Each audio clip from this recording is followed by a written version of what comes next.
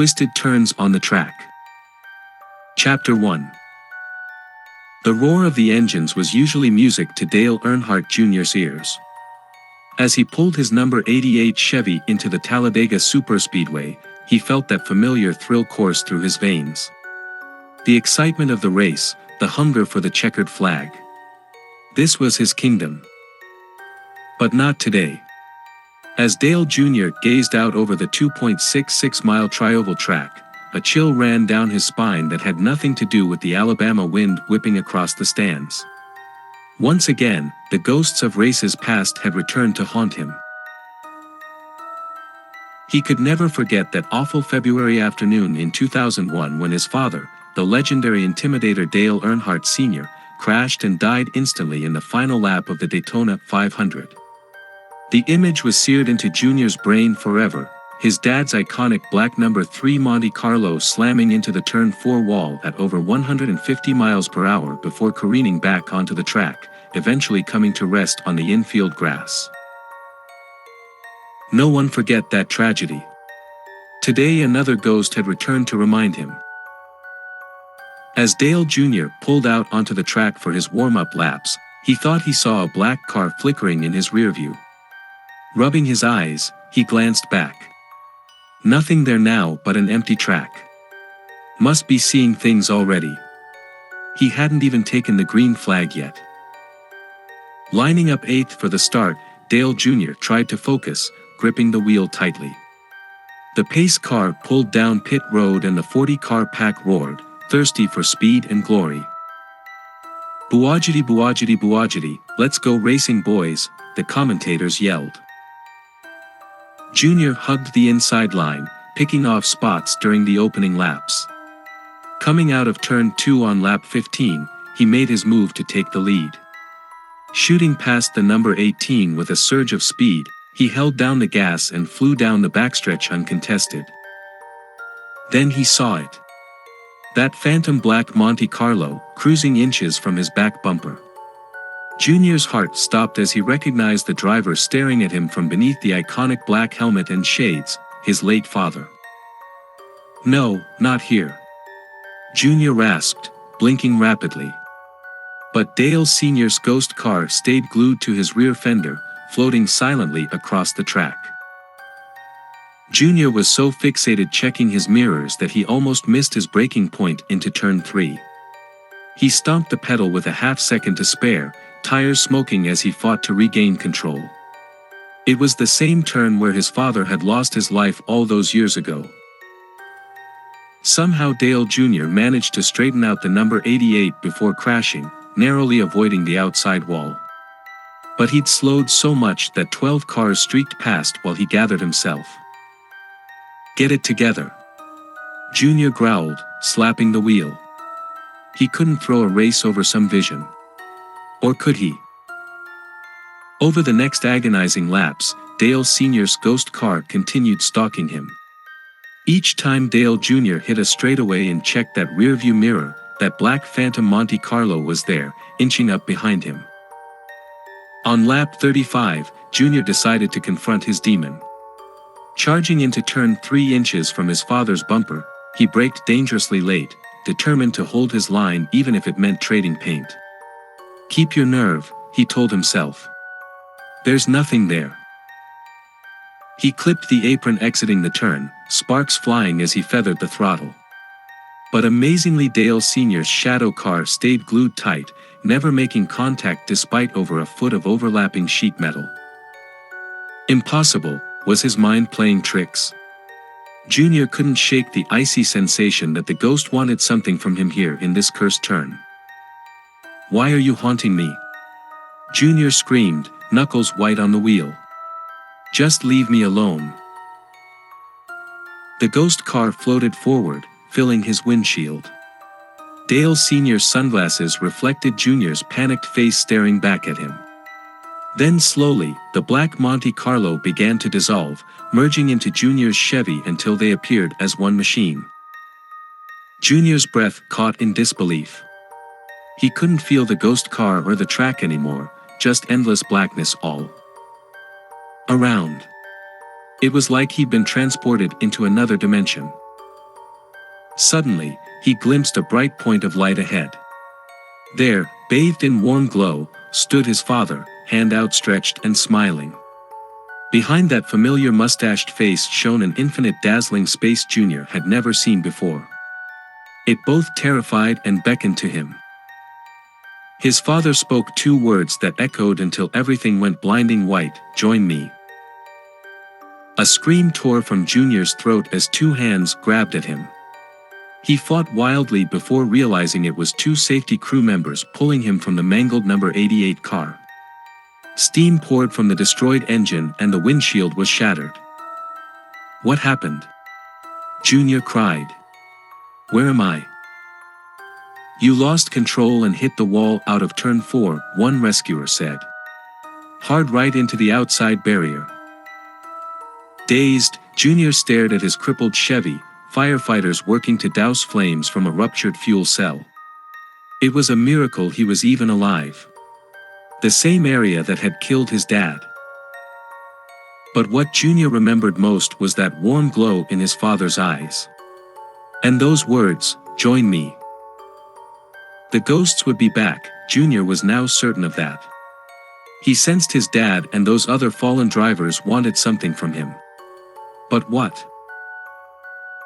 Sinking down onto the grass as ambulances pulled up, Dale Earnhardt Jr. knew only that the 2001 Daytona 500's shadow now loomed darker than ever over NASCAR, and over his own future. Chapter 2. Dale Earnhardt Jr. winced as the Darlington stripe sent another shockwave through his battered body. He'd only completed 117 laps of the Bojangles Southern 500 when a blown right front sent his number 88 Chevy blistering into the concrete wall yet again. That made 3 DNFs in 6 races since his ghostly Talladega vision. His championship hopes were fading fast, but that wasn't Junior's only fear. Despite NASCAR's new safety innovations, the ghosts had followed him.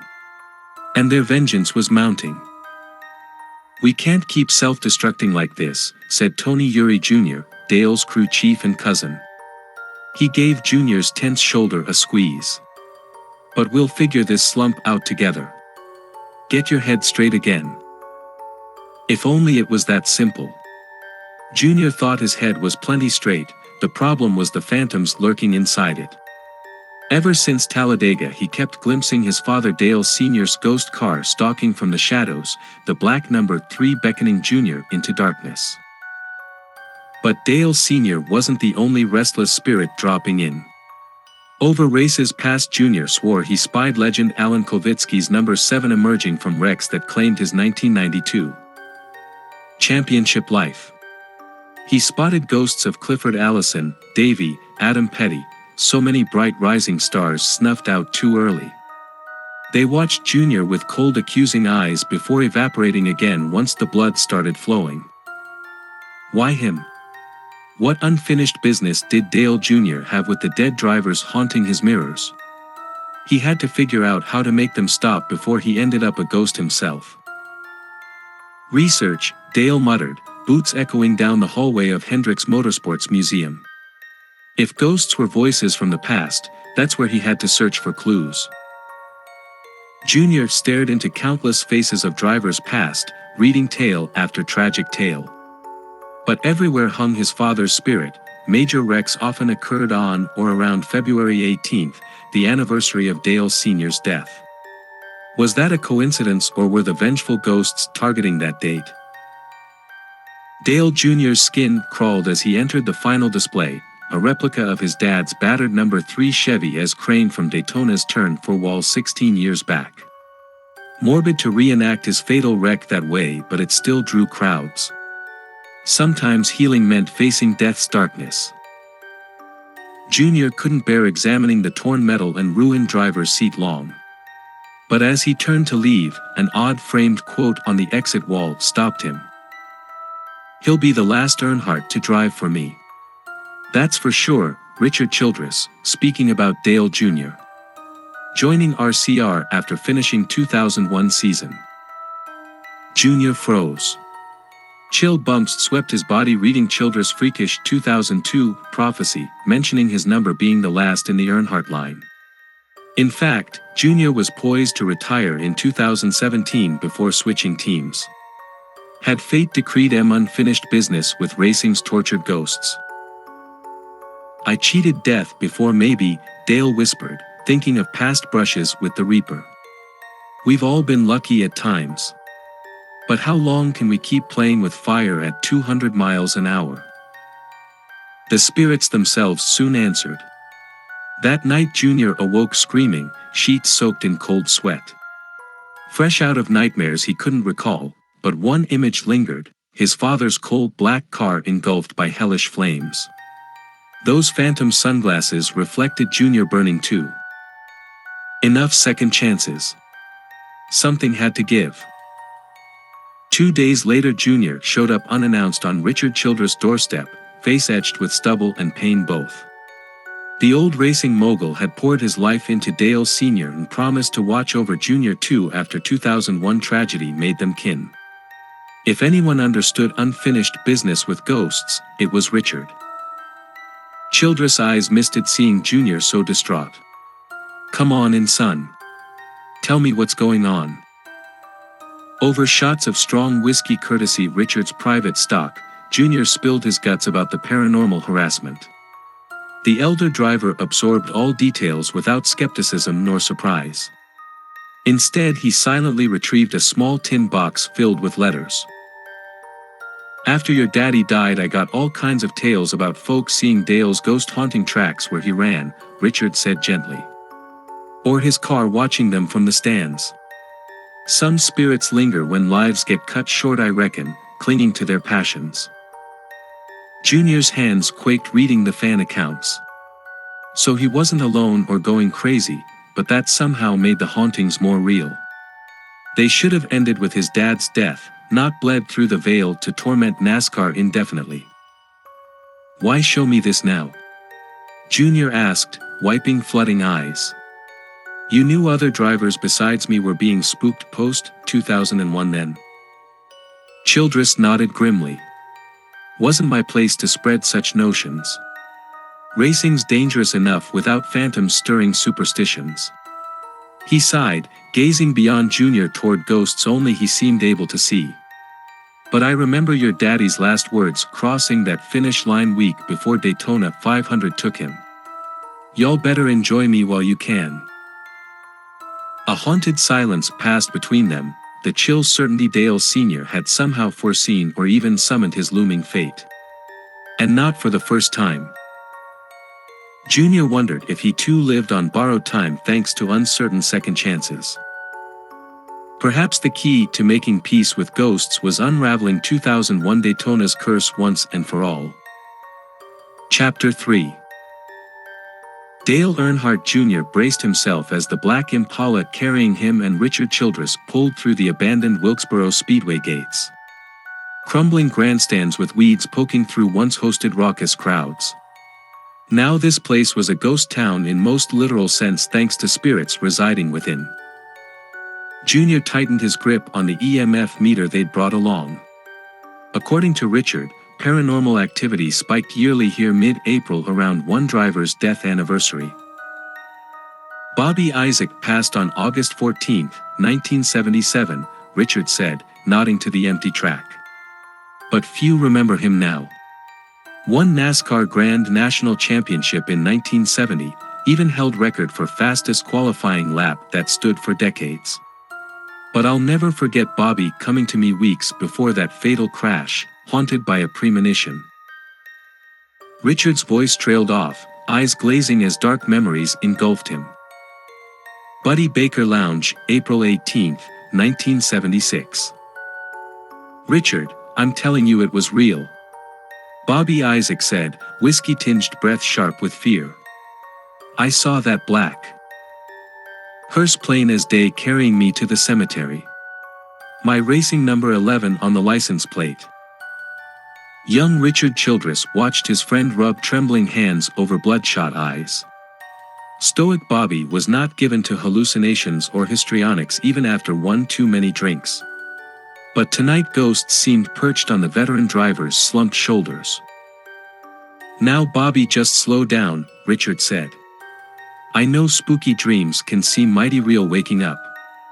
But foretelling the future ain't something us racing boys put much stock in, right? Bobby shook his graying head. It wasn't no normal nightmare. I was floating above watching my own tombstone unveiling, friends and family crying. Year engraved was 1977, I even glimpsed the headstone epitaph but couldn't read clear. Haunting premonition if there ever was one though. Unease trickled through Richard's gut. Darrell Waltrip himself had jokingly predicted fellow driver David Pearson would die this year, though Dave remained healthy as his foes. Such omens intimated racing's ever-present perils, but Richard refused to entertain grave notions. Life's got enough real perils to worry about, Richard offered gently.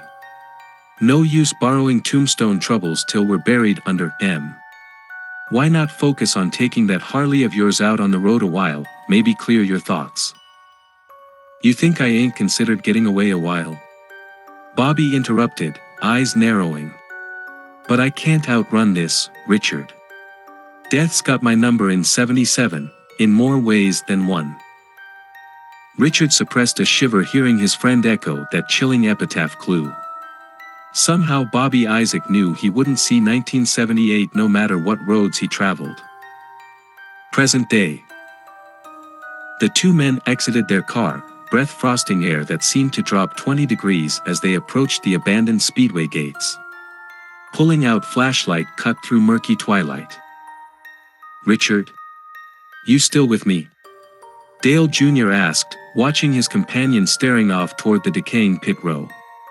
What exactly are we looking for out here? Childress blinked hard, Bobby Isaac's haunted face still lingering before him.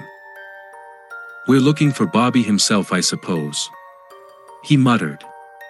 Ghost that drove him to destruction. Maybe understanding Bobby's doom can grant you peace from your daddies, Dale. Junior doubted the bitter spirits tormenting him cared much for peace. But tramping around the creepy speedway already heightened his senses for supernatural manifestation. If tragedy truly lurked here, what better conduit than NASCAR's resident haunted son? Dale followed Richard through a hole in the fence ringing Wilkesboro's deserted pits. Paint peeled off building walls in curled strips resembling bloody bandages. Rusting haulers and stacks of discarded tires made for prime lurking spots if they weren't alone. Squinting through darkness, Junior suddenly made out a plaque mounted across the garage bay. He drew nearer, flashlight revealing Bobby Isaac's name and greatest triumph etched beneath. 1970 Grand National Champion, 18 wins * 20 poles * all-time qualifying record holder. Bobby was on top of the world start of 1976. Richard said, joining Dale. Then death came knocking, and that grim reaper in Bobby's nightmare rode him hard ever since. Junior studied the smiling champion pictured on the plaque, contrasting Bobby's glory to the hopeless haunted man Richard described from months later. Racing immortality sure hadn't spared number 11's namesake any suicidal thoughts. This nightmare vision shook Bobby bad for over a year, you said. Dale murmured. But he ended up right about dying in 77 after all. Richard sighed heavily. And probably knew it was coming that final morning too. I seen strong souls break under enough ghostly torment. Static bursts from Junior's pocket interrupted further reflection.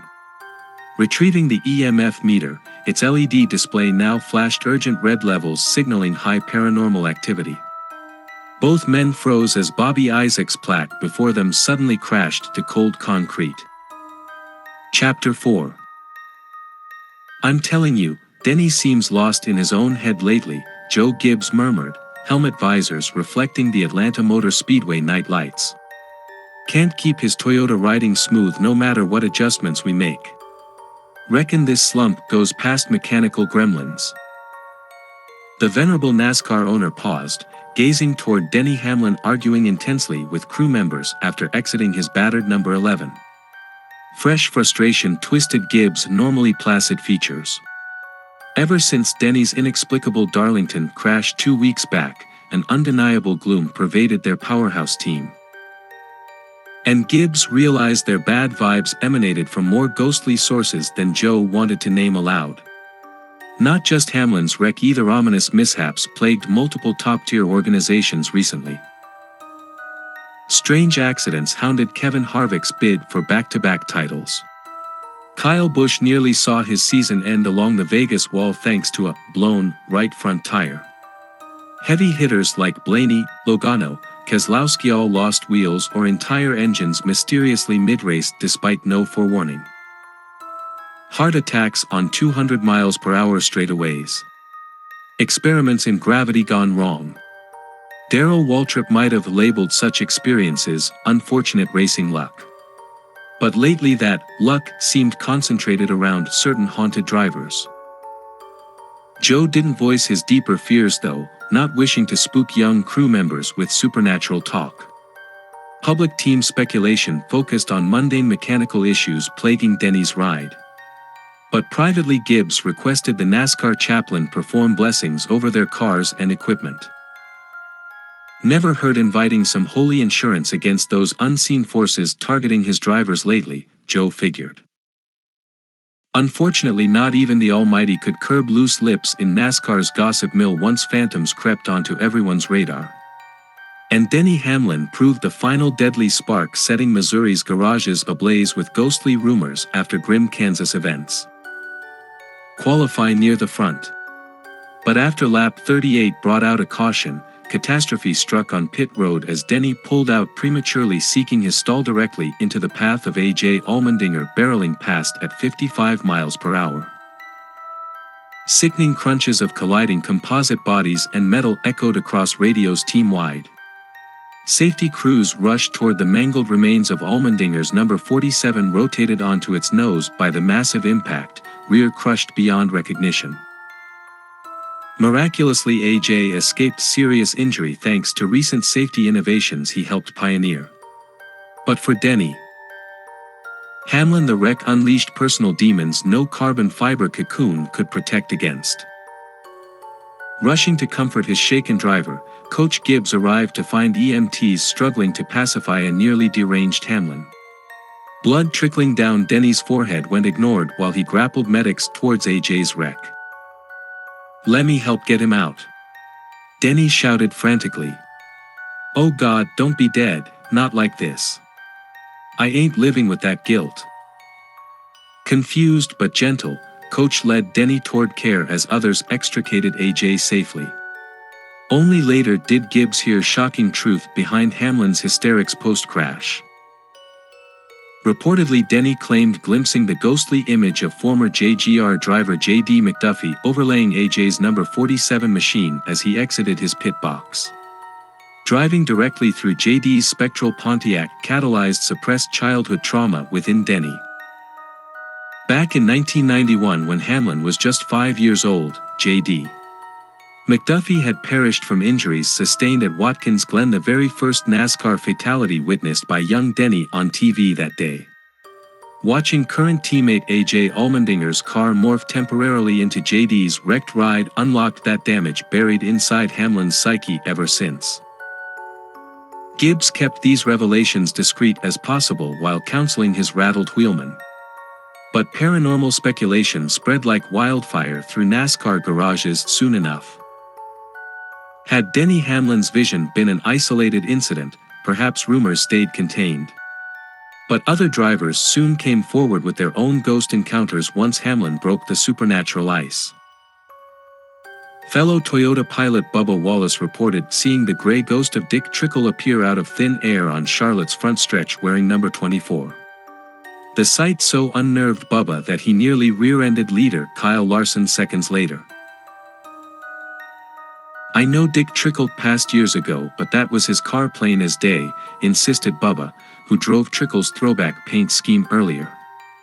"The ghost wanted me to run that line for some reason." Ryan Blaney also admitted feeling spirit knives plunging into his back mid-race at Kansas. Glancing behind expecting a trailing car, Blaney instead swore he glimpsed transparent driver Red Farmer bleeding from stab wounds, yet gesturing Ryan to continue racing. Police later deemed it coincidence that an alleged homicide occurred behind Kansas's backstretch grandstands that same day. But most disturbing accounts centered around sightings of Dale Earnhardt Sr.'s black No. 3 Chevy appearing out of thin air to ominously stalk drivers on their cool-down laps.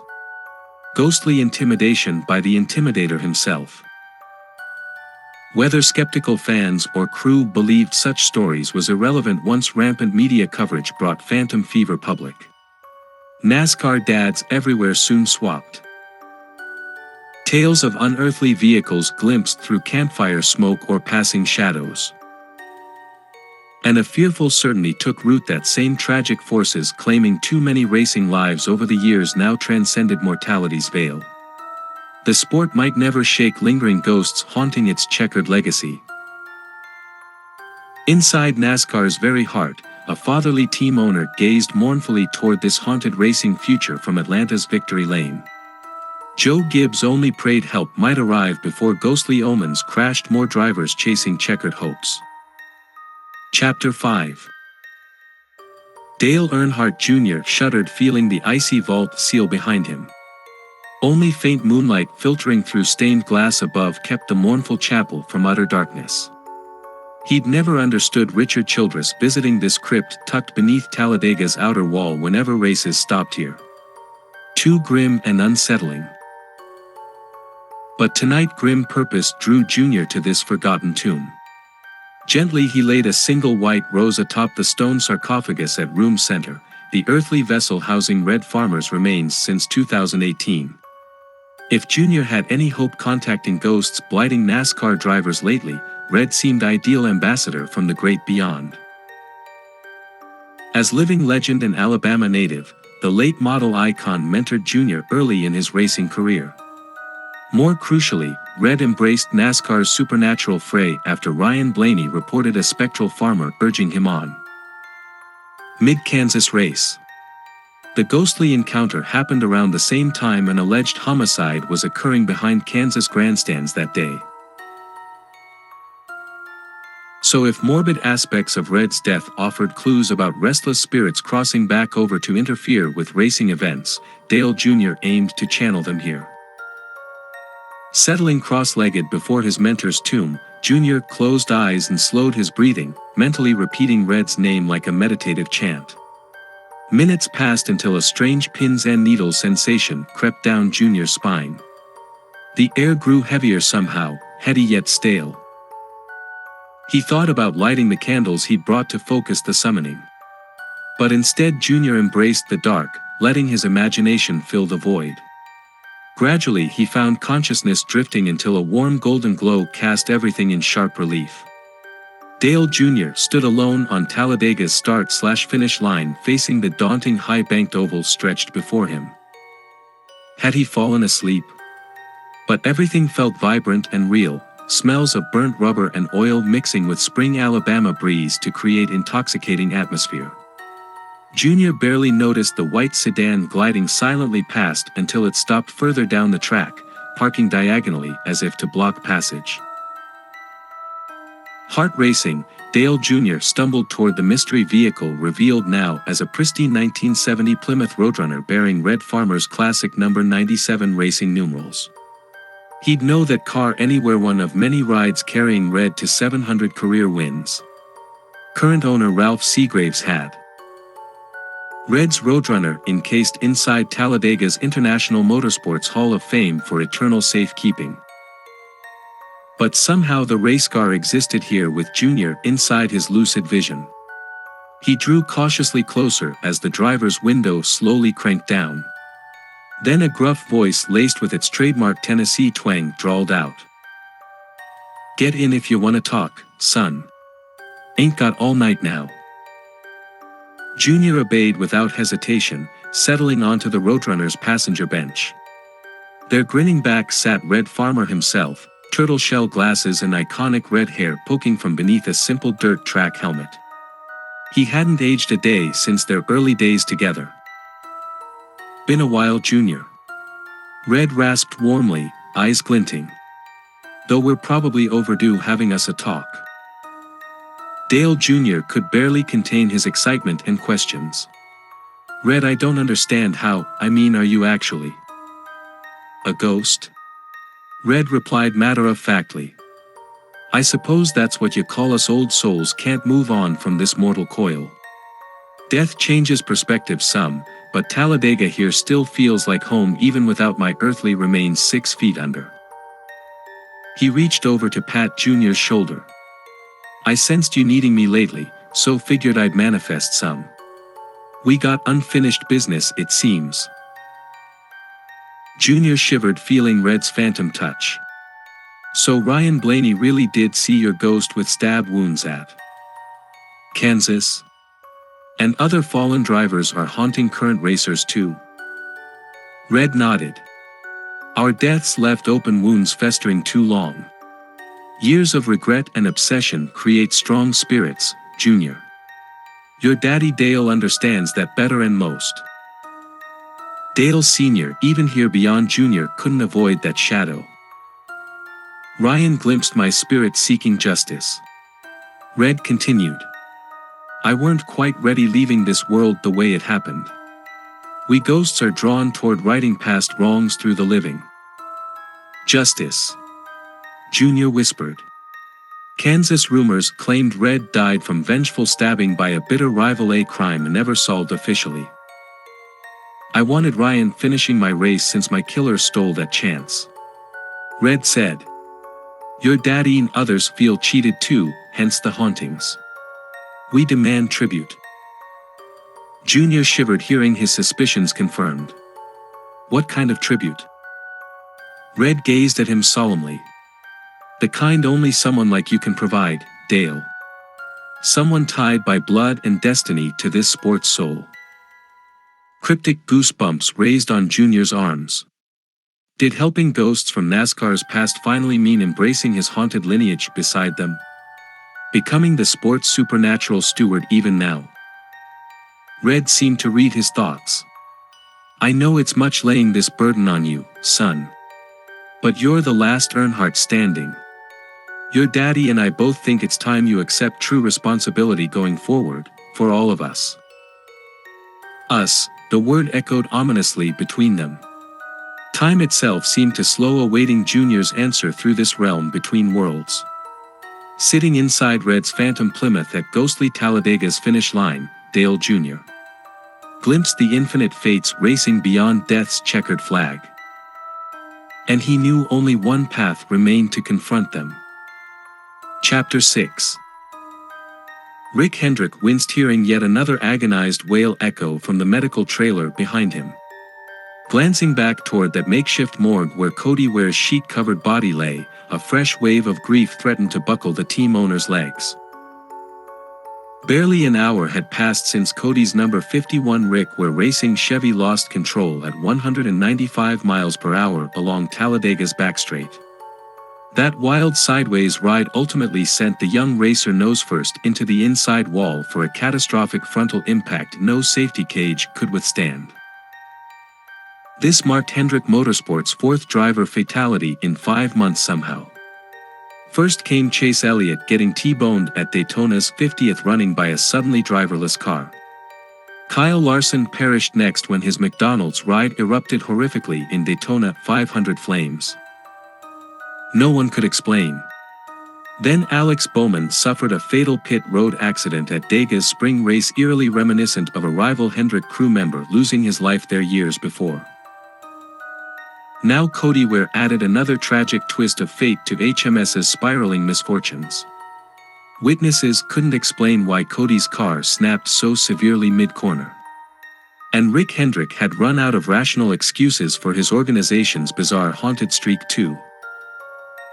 Nearby NASCAR officials wrapped up grim post-accident procedures with numbed efficiency.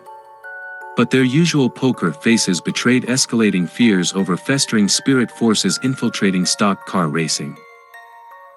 Investigators combed video footage and data readouts seeking normal closure. Instead, they discovered Cody's implicated Chevy showed utterly no failure indications beforehand, electronics, vitals and aerodynamics reading optimal seconds before catastrophe. No apparent tire going down or parts breaking that could explain this awful crash. Just a vicious snap sideways as if an invisible hand suddenly gripped Ware's machine and flung it towards concrete doom. Even veteran racers and crews accustomed to mortal risk grew uneasy seeing such supernatural tragedy strike too often lately. Some in NASCAR circles whispered Cody Ware fell victim to a vengeful racing ghost, that Dale Earnhardt himself or some other fallen stock car spirit directly caused this accident. How else to explain so many bizarre deaths haunting a single organization beyond uncanny coincidence? Of course, Rick Hendrick refused putting stock in paranormal activities behind his team's recent suffering. At least not publicly while offering knee-jerk condolences. Privately, however, dark intuitions plagued the stalwart owner long before Ware's savage wreck amplified them. Ominous cracks seemed forming in Hendrick Motorsport's typically stoic facade. How much heartbreak could one institution withstand before losing faith? If sinister external forces had breached their fortress of speed, no earthly countermeasure stood ready to battle unseen enemies. And Rick Hendrick pondered appeals towards authority beyond this mortal plane. He nearly approached NASCAR's resident haunted son Dale Earnhardt Jr. for spiritual guidance navigating recent tragedy. But Rick ultimately backed away, fearing even discussing supernatural speculation might invite further demonic harassment upon them. So Hendrick Motorsports weathered its hauntings silently while Cody Ware became the latest young soul mourned briefly by masses before fading into hushed misgivings. Perhaps NASCAR leadership also feared probing tragedy's true causes after losing so much cherished history lately. Easier ignoring haunted elephants than challenging demons in the room, no matter how many more drivers that silence might doom. Chapter 7. Denny Hamlin fidgeted nervously glancing around Emporia, Kansas, fabled haunted downtown museum. Parked right outside stood a garishly customized Ghostbusters Cadillac hearse complete with roof-mounted proton packs and Louisiana license plates reading ECTO 88. If that spectacle wasn't jarring enough, Denny was now face-to-face with the self-proclaimed spirit slayers themselves, aka veteran paranormal investigators Vince Dega and Wyatt McDill. Their podcast exploring NASCAR's ghostly outbreak first intrigued Hamlin before desperation finally brought him here. Ever since Denny's terrifying vision of fallen racer J.D. McDuffie returning mid-race last month, the Joe Gibbs driver's confidence and results tanked badly. Haunted figments plagued recent nights worse than before too. Meditation, medicine, even psychiatric counseling failed alleviating Denny's escalating supernatural crisis. Seeking paranormal solutions felt beyond ludicrous for this racing pragmatist. But Dega and McDill's unconventional background profiles appealed to Hamlin's open-mindedness just enough. Both men boasted engineering degrees blending technical savvy with faith-based exploration. McDill himself claimed direct bloodline descent from legendary moonshiner and early NASCAR racer Lloyd C., fitting for handling high-octane hauntings. More crucially though, the duo offered benevolent spiritual sensitivity too often absent within cynical racing circles. We believe these ghosts only want communicating properly so their stories get told. Vince Dega explained. His thick drawl and waving LSU cap lent wacky professor charm belying 500-plus documented exorcisms. Once we identify their crosses to bear, the spirits find peace leaving earthbound planes. Wyatt McDill nodded. Our proprietary helmet rig lets drivers safely interface with ghostly energy mid-race using electromagnetic frequency scans. We'll identify spiritual entities from the signal noise and help y'all make peace. Once the portal opens, ectoplasm tends lighting up brighter than Talladega. He grinned awaiting Denny's response. But Hamlin still eyed their bizarre equipment skeptically, even after experiencing supernatural forces himself. This all seems pretty far out there, fellas. Denny began. I ain't doubting ghosts exist firsthand now. But exactly how's this headgear and your spirit mumbo-jumbo keep my race car between the walls at 200 miles an hour? Vince and Wyatt exchanged glances. Admittedly, we're pioneering uncharted waters between racing and paranormal worlds, Vince said. But we believe science and faith ain't mutually exclusive, Wyatt added. This helmet rig lets you see across realms using calibrated frequencies. He offered Denny an odd device resembling a cross between VR headset and electrodes. Multicolored wires ran to what looked like an old Game Boy with analog signal meters. McDill smiled wider, seeing Hamlin's doubtful expression. Go ahead and try her on. Those neon green fluctuating frequencies there visualize ambient ghost energy. Warily, Denny strapped the contraption over his standard helmet, vision instantly swarmed by static noise and distorted colors. Gripping his uncomfortable seat, Hamlin braced for ectoplasm or worse, violating his psyche. But suddenly the white noise faded, coalescing into a lone hovering specter inches before Denny's face. Terror seized his racing heart before realizing this ghostly stranger appeared oddly familiar somehow. Well, butter my bumper if it ain't young Denny Hamlin. Glad you finally stopped by, son. Shocked disbelief melted Denny's anxiety instantly. No way, JJ.D. J.D. McDuffie, that really you? The late stock car icon's ghost nodded and grinned. In the ectoplasm, boy. Ain't figured out these newfangled gadgets y'all use for communicating yet. But I had feeling you might come looking eventually. His spectral hand reached toward Denny's shoulder. This time Hamlin felt only comforting warmth as the spirit made contact. Meant to thank you for honoring my legacy with your team and success all these years. JD continued, his twang rich with grandfatherly pride. And I surely didn't intend spooking your feathers out there racing lately. This ghost haunting stuff still confounds me quite a bit too. Denny laughed, eyes misty with joyful relief. Any lingering unease washed away conversing with his beloved racing forebear seemingly back from the great beyond. Just glad we can talk things out finally, J.D. Denny replied. I should be thanking you for the inspiration. Their heartfelt exchange stretched for long minutes until JD's voice grew solemn again. Now you best help those other lost souls find similar peace, Denny, he implored. Especially that Dale Earnhardt fella.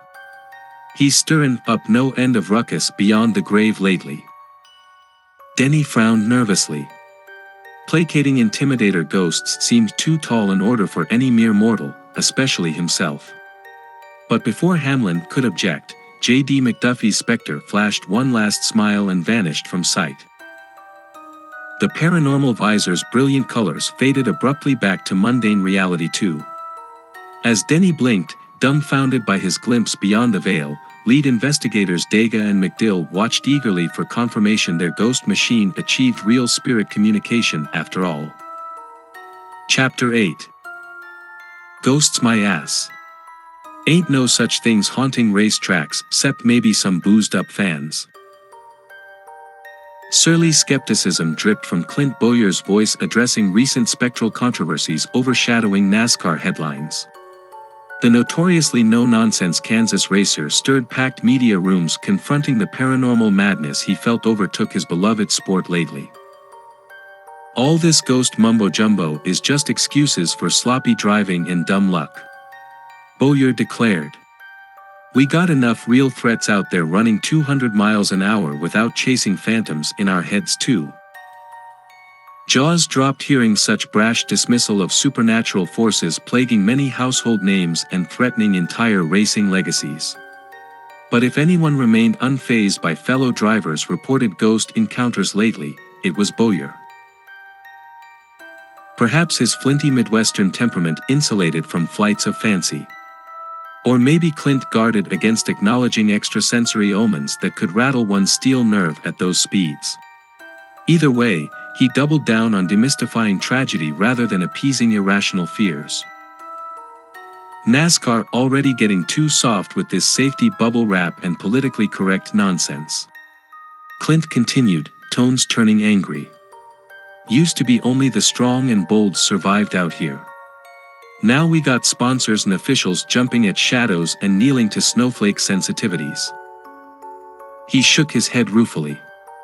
Even Dale Earnhardt himself would knock some head straight seeing tough stock cowboys quivering over Casper the Friendly Ghost. Later in private, a few peers suggested Clint himself protested too loudly regarding phantom hysteria. Several friends had indeed reported sightings of both Dale Sr. and Davy Allison's ghosts, which Bowyer angrily dismissed as ridiculous delusions. Perhaps Clint harbored deeper reasons wanting to keep supernatural speculation hidden safely behind cynicism's armor. But shouting the loudest often draws exactly what one seeks avoiding. That grim lesson hit home at Fontana's high-speed 2-mile gauntlet. While practicing late Saturday, Bowyer leaned hard on his number 14 Ford blazing through turn 3 when disaster struck without warning. Witnesses gasped seeing Clint's car suddenly jerk left as though wrenched by an invisible hand just before slamming the high-grooved wall nearly head-on at 185 miles per hour. A massive impact spraying debris and smoke for hundreds of yards. Emergency crews rushed to the mangled Ford machinery jammed halfway up the barrier, now merely a crunched silver tune. Veterans braced for inevitable gruesome tragedy fueled by such devastating forces. Miraculously, Clint Bowyer survived nearly unscathed, albeit stunned witless when safety workers helped extract him. Dazed eyes stared unfocused through busted helmet visor caked in fluids during concussion protocol. Only later at hospital did Bowyer's account explain the violent crash, and how it reshaped his supernatural skepticism forever after. While banking through turn 3, Clint wasn't alone, feeling unseen eyes piercing his rearview mirror targeting his number 14. Sudden cold recognition flooded his guts that one icy glare belonged to Davy Allison's ghostly face. Clint shook his head desperately, trying clearing those ridiculous delusions, reminding himself such absurd visions shouldn't exist there. Yet he couldn't ignore extra reflection growing larger against Fontana's sunset. Heart clamoring, Clint now discerned beloved mentor and departed champ Dale Earnhardt Sr. riding grim phantom shotgun beside Davy too. Both specters bore down faster than Clint's Ford could fly even at breakneck pace. Their ghost machines sandwiching Bowyer's helpless car left no escape. Dale's hollow voice echoed inside Clint's helmet then, curdling his very soul. "Reckoned I'd save biggest haunting for my biggest skeptic, boy. You wanted proof, Clint? Well, here it comes." Then Bowyer's world flashed sickening left as Dale's ghost Chevy impacted his driver's side, shearing tons of steel in an explosion of noise and agony before everything went silent. After a week's hospitalization, doctors cleared Clint medically to race once more. But many wondered if Fontana's psychological wounds could ever truly heal for Bowyer, now bearing conversion marks of a spectral believer. Once back at Kansas Speedway though, Bowyer broke down addressing the media he'd previously ridiculed. Voice quaking, haunted eyes brimming with tears, that crusty Midwestern facade shattered completely in light of racing under new supernatural realities. "I seen them both coming for me back in those hills of Hollywood," Clint whispered, more to himself than any audience. "And they meant business, 'bout my denial. Ain't no ignoring these ghosts anymore, fellas, not even for me." Bowyer's humbled statement sent nervous ripples through NASCAR garages quickly. If brash skeptics like himself got dragged unwillingly into ghostly belief, what more terrifying revelations awaited in racing's uncharted spectral frontiers? Chapter 9. 12 candles flickered solemnly within Dale Earnhardt Jr.'s shadowy garage, casting restless spirits in ephemeral light. The makeshift seance circle surrounding Jr. comprised veteran peers and fellow haunted sons seeking closure that had eluded them all. Ryan Blaney, Bubba Wallace, Ricky Rudd, even stoic Jimmy Johnson, each driver came gripped by separate supernatural events lately while chasing checkered redemption. Tonight they united assisting Earnhardt holding court with NASCAR's resident ghosts. Jr. invited these witnesses support harnessing his paranormal privilege into revelation. As both the Intimidator's heir and haunted racing ambassador, this burden weighed greater with every dead driver's unsettled soul. Recent wrecks nearly took Blaney and others from racing too soon while chasing phantom justice. Time had come confronting NASCAR's spirit crisis head-on before the body count racked higher.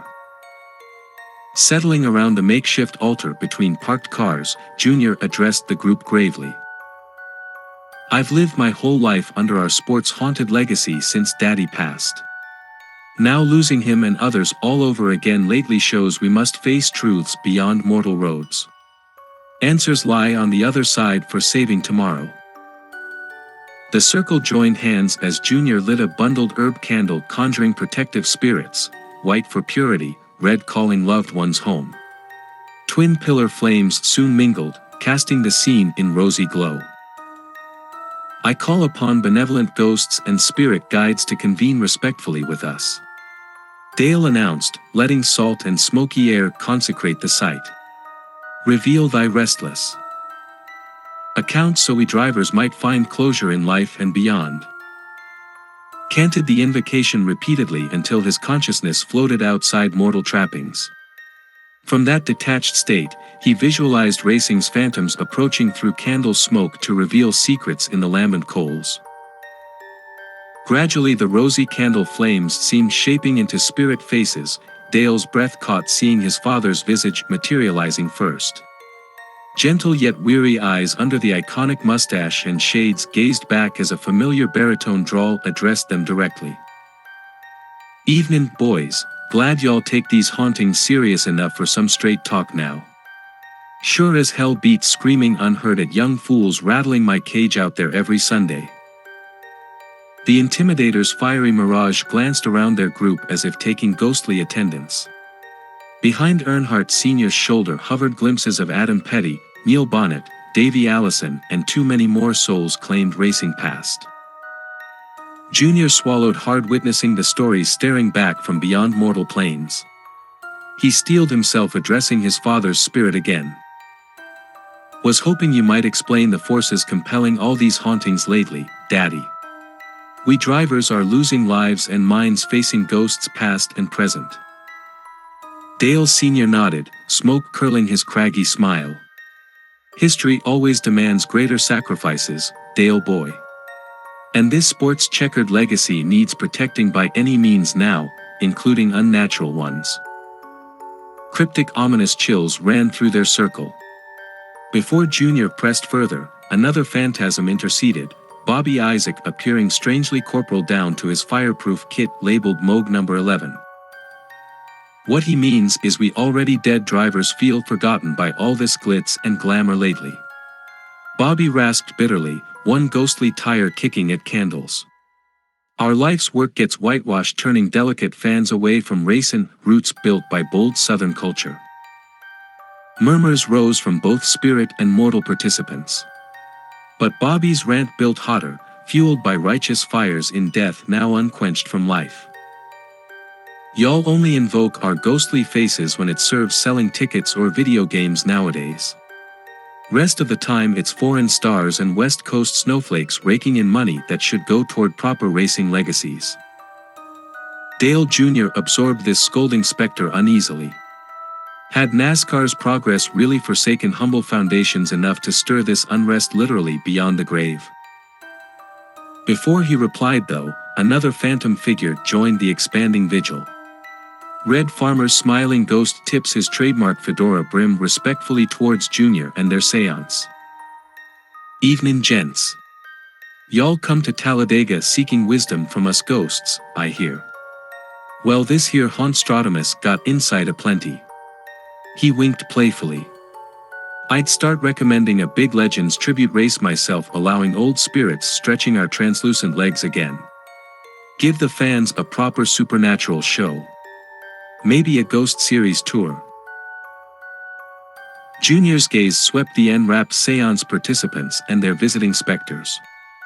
Clearly organizing some official spectral celebration could appease many resentful ghosts. But would sponsors and officials ever approve such radical reform honoring controversial racing afterlives? Before he formulated a rebuttal, the candles framing Dale Sr.'s ghost flashed hot crimson. His dad's eyes narrowed from behind trademark shades while smoke coiled tighter. "You best make it happen, boy, or more of us ghosts will take matters into our own hands come Daytona 500. He spat grimly. "Y'all don't reckon the speedway could handle all of us coming back hungry through its wall that night, do ya?" Junior's spine ran cold hearing the dire threat made against NASCAR's hallowed super speedway. Were the sport's lingering spirits truly desperate enough to orchestrate mass supernatural sabotage or even attack fans? Based on their haunted past, Junior knew not to take ethereal ultimatums lightly. If respecting racing spirit lineage meant sanctioning a literal ghost series, he would move heaven and earth itself, making that unholy vision a reality. Chapter 10. Absolutely not. No way in hell NASCAR endorses any cockamamie ghost racing series at our major speedways, Dale. An emphatic slam of palm on boardroom table punctuated Steve O'Donnell's firm statement. As executive vice president overseeing competition, O'Donnell bore responsibility for protecting their brand amidst recent supernatural furor threatening sponsor relations and fan perceptions. He stared down Dale Earnhardt Jr., Rick Hendrick and fellow driver reps gathered here pleading for radical reform. Their urgent proposal came after a brazen seance where several ghosts including Dale's infamous father himself allegedly demanded new spectral tribute events be held catering to nostalgic legends, or face potential retaliation come Daytona. "I realize recent incidents involved peculiar, even tragic circumstances," O'Donnell conceded, softening briefly. "And nobody wants seeing you all endangered anymore by whatever forces are manifesting out there." Sympathy faded fast though as the executive continued. "But we cannot leap to paranormal conclusions every time wrecks occur or things get weird. I mean actual ghosts hijacking NASCAR decision-making through threats. It's outrageous." "With all due respect, Steve," Hendrick countered with strained patience. "Multiple veteran drivers and crews are jeopardizing their safety reporting bona fide supernatural sightings lately. Unexplained crashes piling up too frequently for coincidence. Ignoring that reality endangers our whole community further." Murmured agreement circled those seated. "We understand how such ghost talk hurts modern branding," Hendrick continued. "But burying heads about this crisis also prevents helping victims like my teams. If explaining these tragedies requires unconventional closure, I suggest we try offering that compassion." The group awaited O'Donnell's rebuttal. But their executive's rigid expression barely concealed deeper uncertainty lately.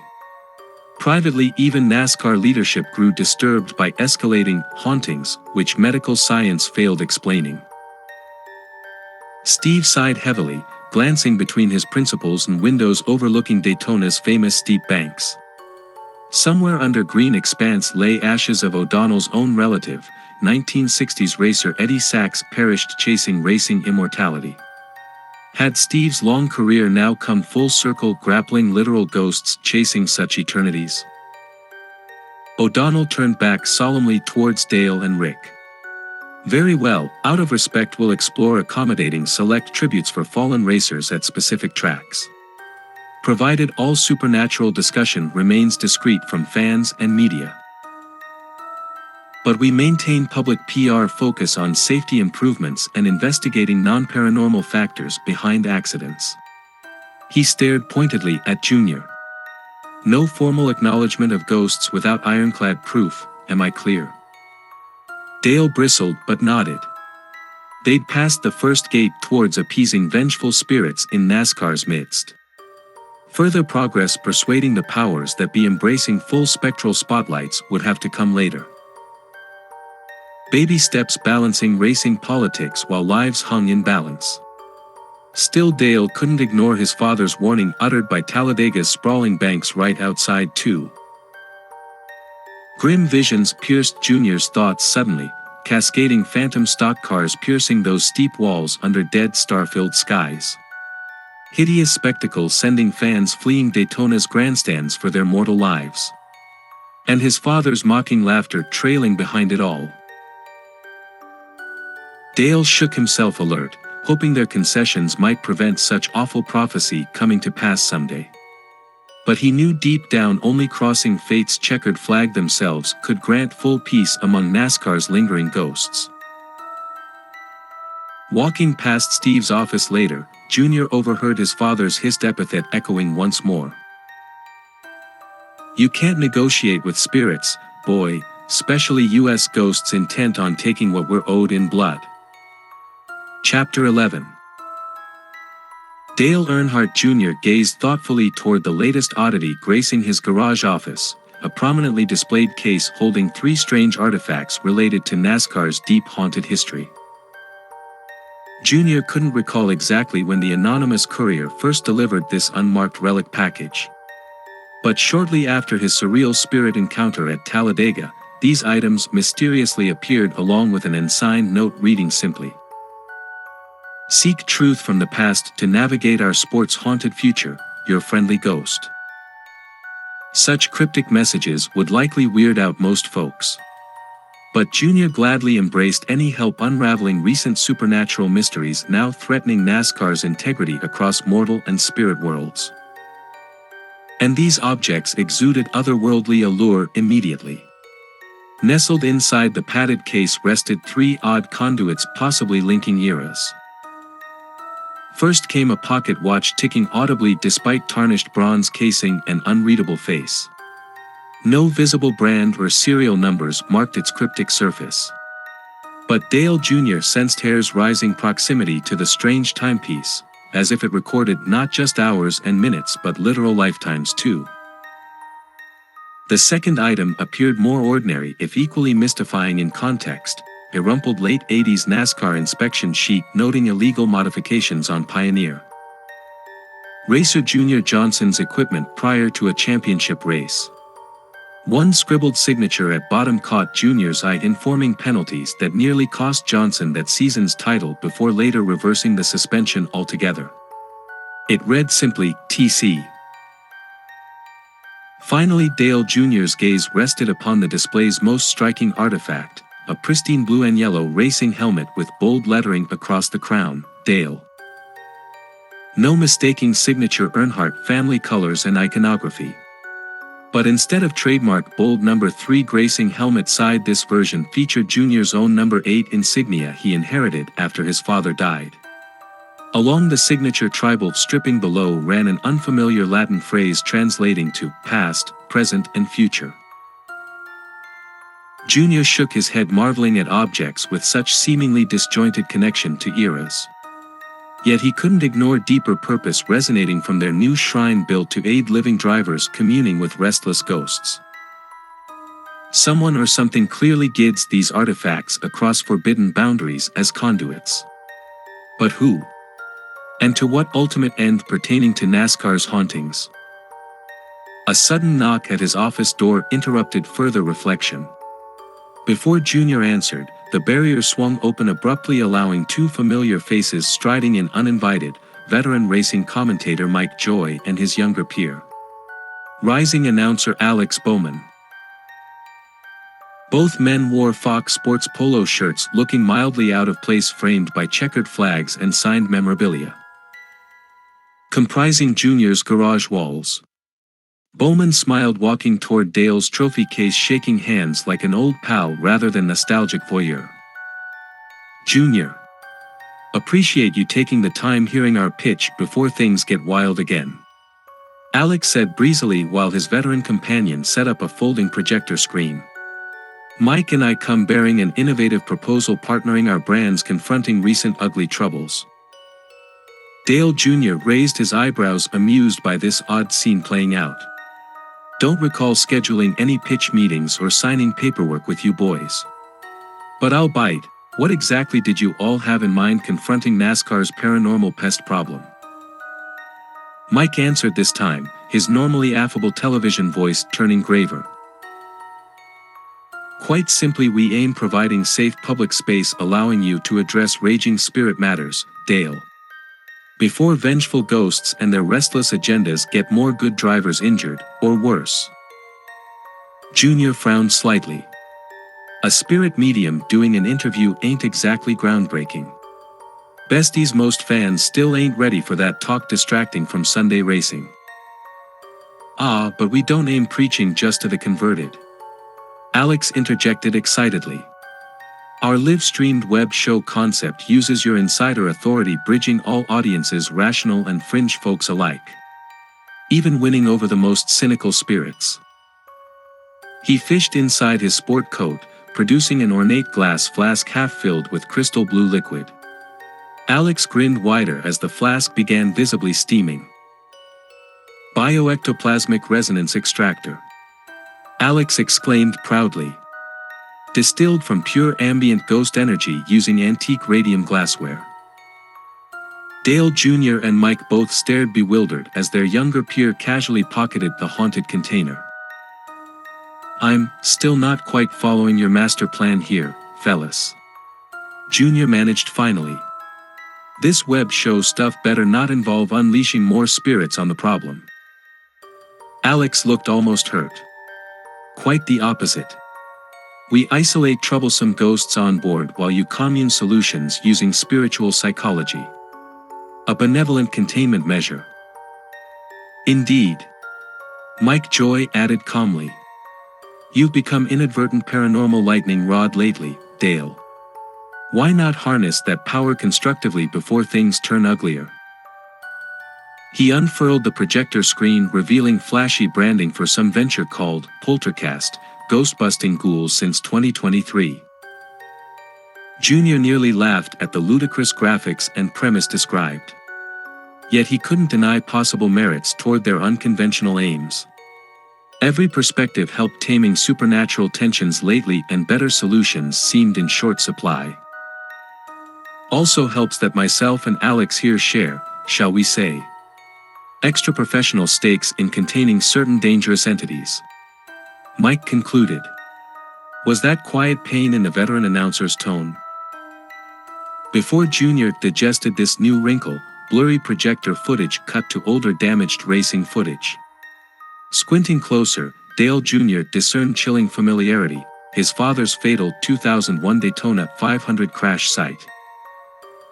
Heart-lurching, Junior thought he glimpsed a ghostly figure drifting across paused footage near wreck. Enhancing image revealed hint of the Intimidator's unmistakable mustache behind black helmet peering back from beyond catastrophic impact. Mike Joy tapped the spectral screenshot, his usual cheerful television voice now choked with emotion. We aim preventing further tragedy after losing so much we cherish already. Maybe your gift holds the key, Dale. Chapter 12. Flames roared hungrily, engulfing Dale Earnhardt Jr.'s television as horrific 1961 Daytona 500 footage played out in surreal simulation. Billowing black smoke soon obscured nearby images of Junior's trophy case, the mysterious 3 artifacts within still just visible through the morbid movie screen.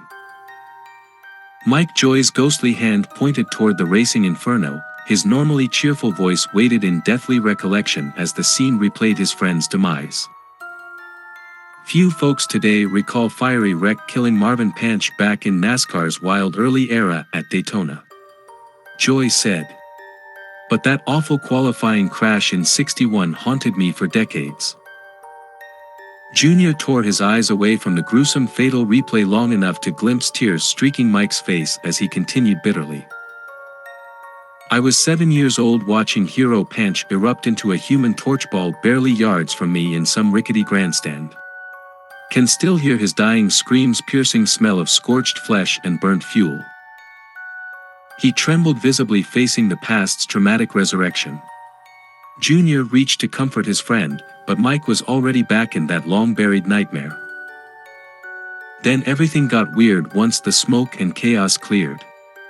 I noticed strange papers fluttering around poor Marvin's wreck, leaking some red liquid. Being curious and foolish, I snuck down, retrieving one scrap as a dumb kid's keepsake. Mike withdrew an old black and white photo from his jacket pocket. Junior glimpsed a handsome young driver smiling atop number 20 labeled Hudson Hornet. But the attached note made his blood run colder. Marvin, my friend, I cannot save you from the flames. Forgive my betrayal, but you must not reveal what we bargained to unholy authorities. I will resurrect racing glory my own way now. Farewell, your friend TC. Junior shot an uneasy glance back toward his displayed case artifacts, focusing on the mysterious inspection sheet also bearing TC initials. Sensing connection, he grabbed the yellowed paper and held it beside Mike's photo note. Two samples of the same flowing scripture, decades apart. TC must be some critical phantom in this whole spiritual crisis. Junior exclaimed. He mentioned betraying this poor Marvin guy back in 1961, somehow tied to the fatal fire. Alex Bowman nodded gravely as he studied both notes closely. And decades later, this TC fella busted some illegal modifications on Junior Johnson's equipment just before Johnson won another title. Fishy circumstances indeed. Junior frowned. So you're saying this dude cut deals with drivers to cheat death and dominate racetracks under supernatural assistance? Until things obviously went south, damaging more lives. Mike sighed bitterly as Marvin Pancha's past death echoes faded around them. Deals with unseen devils never unfold cleanly, Dale. I tried warning folks about TC and wicked unknown sponsors over the years. But I just sounded like another old fool chasing ghosts. He removed his glasses, massaging the emotional breach reopened. After Marvin's old crew chief Tim Flock also perished weeks later, I finally told my parents what I overheard at the track that awful day. Whispers about damned rituals and black magic festering inside NASCAR's dark heart long before 2001's hauntings. Alex Bowman gently took the photo from Mike's trembling hands. We gotta identify this TC warlock or demon haunting decades through racing's veil, expose their soul corruption. Before another generation gets manipulated or consumed into tragedy. Dale's thoughts spun wildly, processing these macabre revelations. Had malign spiritual conspiracies manipulated outcomes and claimed lives long before his father or other restless ghosts joined the fray? What sinister hunger craved such sustained suffering, bleeding through eras?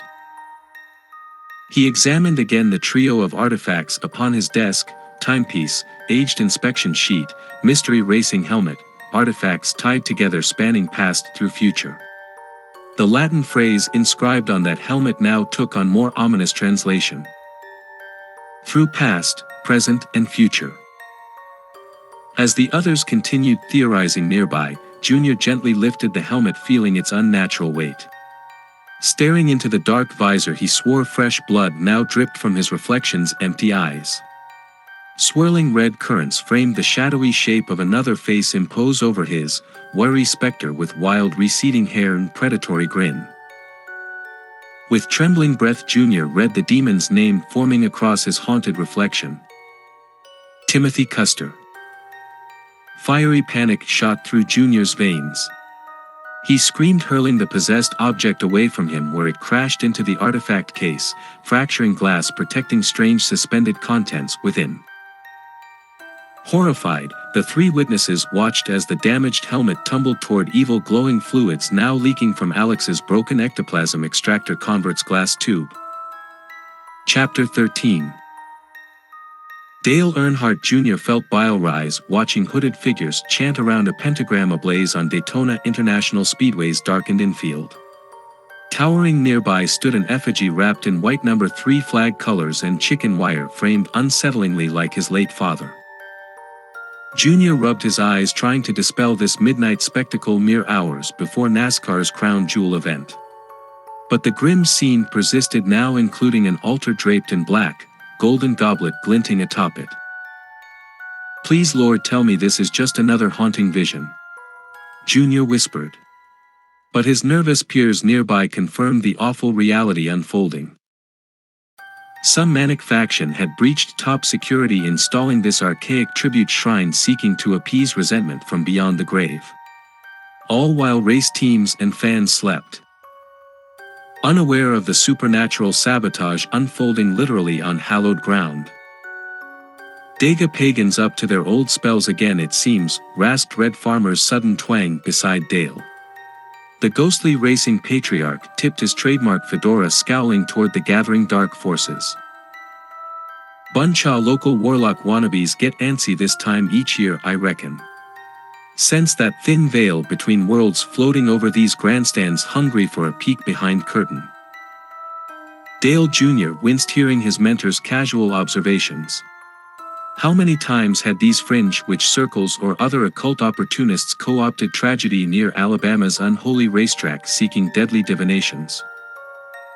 And how desperate were this current cabal to tempt retaliation from vengeful spirits roaming these acres tonight?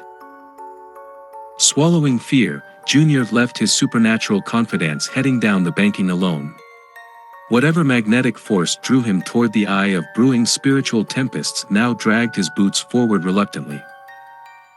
Approaching the ritual grounds, Dale Jr. surveyed their strange scene closer while clinging to darkness. The golden chalice he spied earlier now shone brighter, containing crimson liquid from some hapless animal sacrifice. Its overflow dripped down, staining the effigy framework. Chants grew louder as Junior crept nearer still until candlelight revealed identities of several hooded figures. Stifling shocked gasps, Dale Jr. recognized Speedway officials, retired NASCAR drivers, even current ones attending this secretive sacrilege. Before he processed why such mainstream stock car personalities would engage this madness, a robed ringleader emerged, raising blood-filled goblet to the effigy likeness looming over stone altar, engraven with Earnhardt's carved number 3. O mighty Earnhardt and those brooding spirits bound to your name, heed this offering seeking grace, the warlock proclaimed. Bless our mortal champions chasing immortality on hallowed track once more without vengeful distraction from your phantom ilk. Their cloaked co-conspirators bowed repeatedly, droning praises towards Dale's towering effigy proxy. Junior cringed, witnessing respected NASCAR members debasing superstitions he knew carried genuine supernatural weight lately. Didn't they realize the forces they mocked posed grave reality now? He considered confronting group directly, but thought better of it. Perhaps wiser first consulting his ghostly advisors about interfering with strange rituals beyond mortal grasp. Carefully, Junior backed away from circle further into darkness, making for nearby safety vehicle compound. Once concealed by chain-link fencing, Dale fished a small ornate mirror from pocket, attempting contact with spiritual escorts from the other side. Red, you see this wickedness still happening down there? He whispered to the tiny glass, angling it blindly. We gotta stop these fools desecrating dangerous energies without getting ourselves hurt too. No response came, but Junior's reflection now displayed backdrop of the Speedway's surface and dark woods where ghost NASCAR legends roamed. He nearly repeated his plea before the mirror, previously only showing his worried face, now clouded over entirely. Within the darkened glass flashed scene of ghastly vehicle wreck at frightening velocity. Dale Jr. yelled, nearly dropping the mirror after recognizing his father's mangled number 3 Chevy ablaze across Daytona's bloodied pavement once more. That fatal 2001 footage gave way quickly back toward Junior's stricken face, but somehow he remained fixed inside the apparition memory. Then came awful disembodied voice echoing as if underwater within the mirror void itself.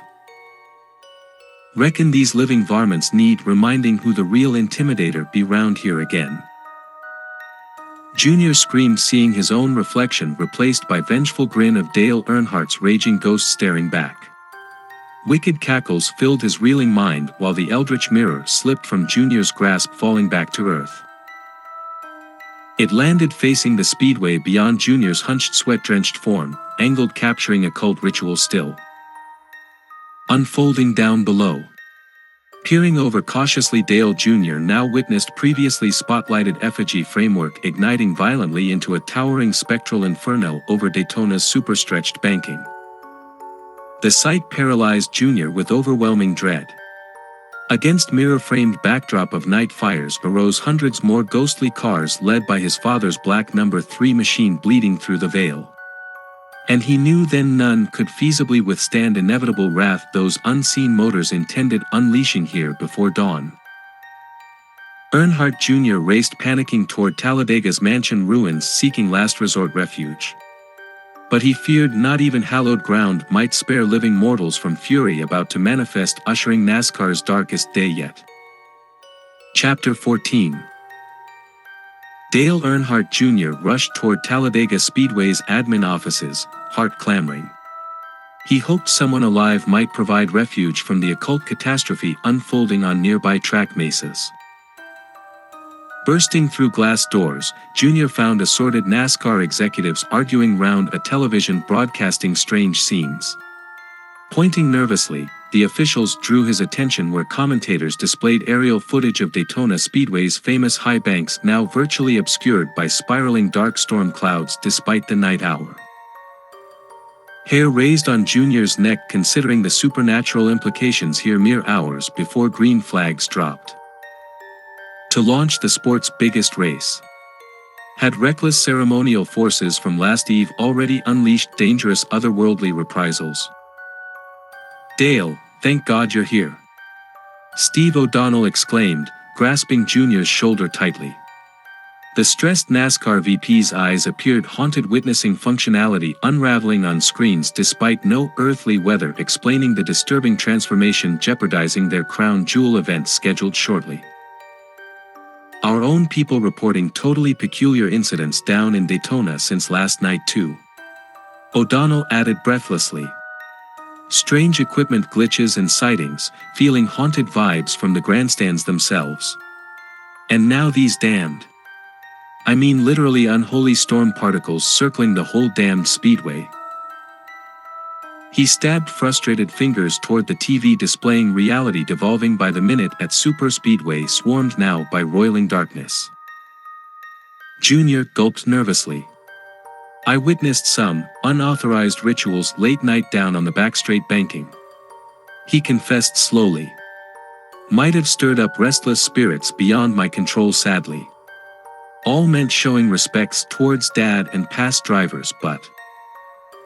Damn it, Jr., I ordered you keeping all ghost nonsense quiet. O'Donnell exploded before catching himself.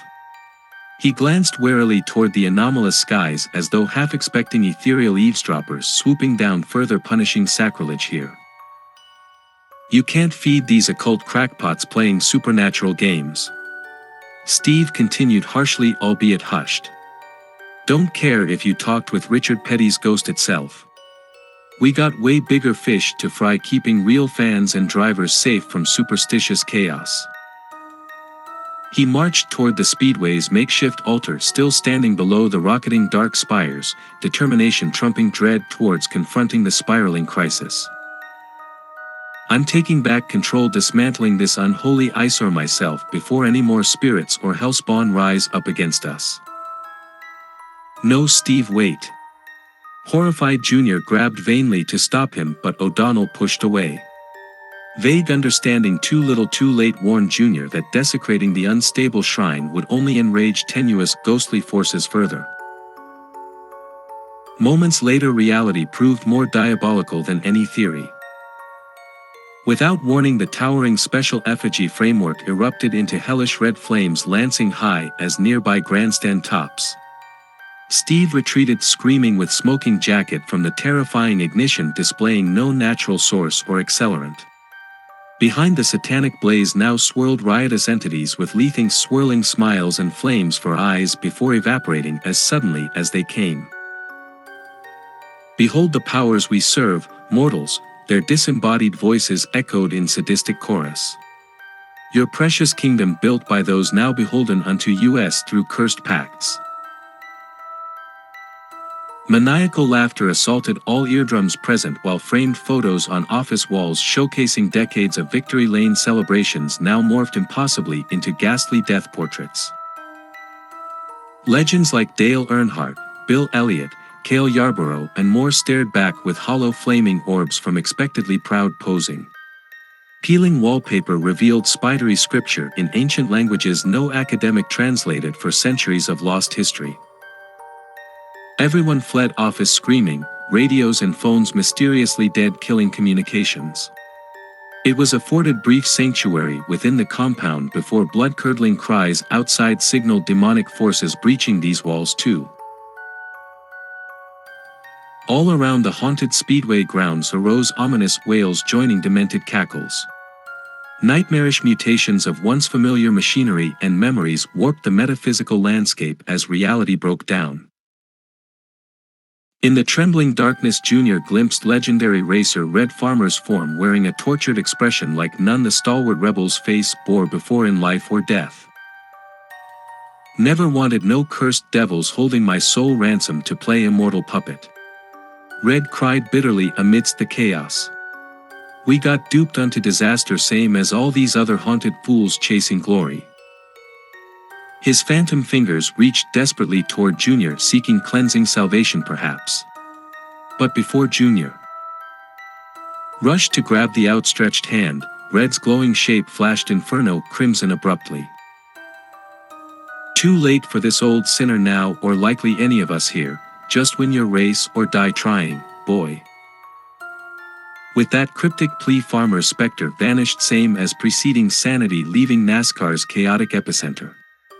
Survival instinct gripped Dale Jr., fleeing into the darkness, barely dodging monstrous claws grasping from graves below Victory Lane's cracked pavement.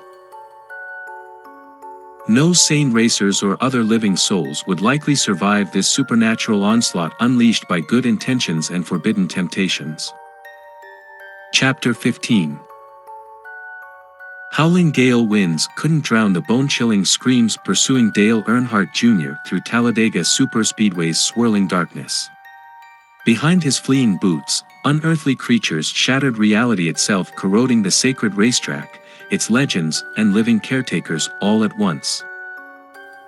Junior panted, finding brief haven inside a crumbling concession stand. Murky safety proved short-lived, however, against the unseen forces dismantling NASCAR's pantheon visible nearby. Through cracked door and boarded windows flashed nightmarish visions, warped beastly stock cars chasing human prey, while phantom silhouettes feasted atop pile of skulls piled below Victory Lane's distorted arch. Madness gripped his reeling mind, recalling cryptic truths revealed lately through that haunted antique mirror. How previous eras racing desired power and glory opened doors to darker supernatural temptations. Those devils now revealed themselves, greedy to reclaim promised souls, roaring forever on unholy racetracks like this. What chance did any mortal racer stand battling literal ghosts and demons fighting for their sport's tarnished throne? Such hopeless thoughts threatened paralyzing Junior before a familiar gravelly voice cut through screaming wind outside. Get up, boy. Ain't no hiding from fate what finds my bloodline even here. Heart lurching, Dale Jr. peered closer through splintered glass. There, hovering against the fierce storm, floated his father's ghostly fireproof uniform and stoic gaze. Something glinted from the elder Earnhardt's palm too, the mysterious pocket watch bequeathed to Junior weeks earlier ticking faintly still. You dropped this though, the veil escaping that unholy racket out there. Dale Sr.'s phantom nodded back towards eldritch chaos engulfing apocalyptic speedway grounds. Reckoned you might need some family time guidance facing these demons down before we lose more souls. Junior burst outside, heedless of the danger, desperate, embracing his father's lingering essence, however spared from looming doom. Spectral arms embraced while Senior's low voice continued. I confess much blame belongs on us ghosts provoking festivities like those dark rituals. He sighed, grimly surveying their shattered surroundings. In death I discovered myself even more consumed by racing's unresolved matters, like who deserved which checkered glories taken too early.